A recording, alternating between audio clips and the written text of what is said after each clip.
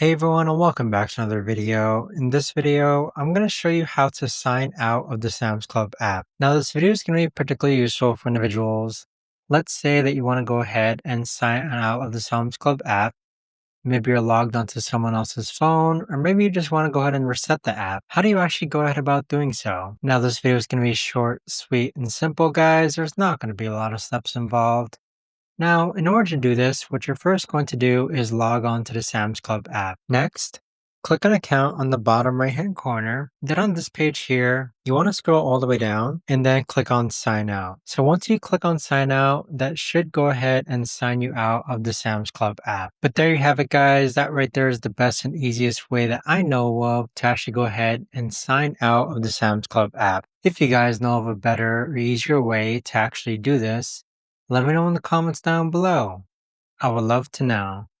Thanks so much for watching everyone, and I'll see you guys all in the next video.